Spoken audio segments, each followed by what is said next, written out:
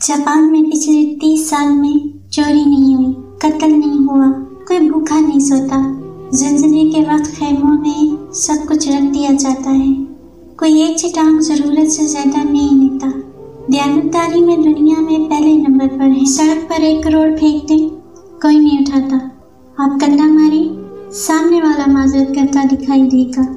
तरक्की और टेक्नोलॉजी में दुनिया से 10 साल आगे जीते हैं। काम इतना करते हैं कि वज़ीर आज़म हाथ जोड़ के आराम के मशवरे देता है। सिगरेट की राख झाड़ने की डिबिया जेब में रखते हैं। सफाई इतनी, सड़कों में मुंह नजर आए। पाबंदी वक्त इतनी कि 5 मिनट ट्रेन लेट हुई तो पूरी कंपनी बंद कर दी। इखलाक इतना बुलंद, आप हैरत से मुंह तकते रह जाएं। इखलास, मेहमान नवाजी और सकाफत कमाल। मोहब्बत वफा इतनी कि जापानी बीवी पूजा करने लग जाए और आपको इतना खिलाएं कि मोटे होने का खौफ तारी हो जाए। चावल की फसल मरगूब ग़िज़ा।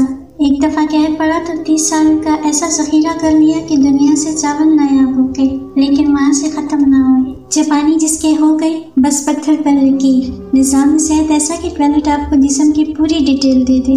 2 नंबरी और बेईमानी का तसव्वुर मुहाल है। और जिस मुल्क में लाखों लोग तबलीगी इज्तिमात में जाते हों, जहाँ लाखों लोग दावत दीन के लिए सफ़र करते हों, जहाँ से लाखों लोग बैतुल्लाह, उम्रा और हज के लिए जाते हों, मिलाद नबी के मौके पर हर शहर में जलूसों में लाखों लोग शामिल हों, जिस मुल्क में हर रात लाखों मुहाफिल मिलाद और दरस कुरान होते हों, जिस मुल्क में यौम अशूरा वाले दिन लाखों लोग गम हुसैन में अज़ादारी करते हों, जिस मुल्क में ईद और जुमे के बड़े बड़े इज्तिमात होते हों, जिस मुल्क में तस्बीहात पढ़ने वाले लाखों में और दुरूद और सलाम की तादाद अरबों में हो, वो मुल्क ईमानदारी में दुनिया में 160वें नंबर पर आए और काफिरों का जापान दयानतदारी में नंबर 1 मुल्क करार पाए, तो सवाल तो उठेगा कि हम किसको धोखा दे रहे हैं। जरा नहीं, पूरी तरह सोचिए।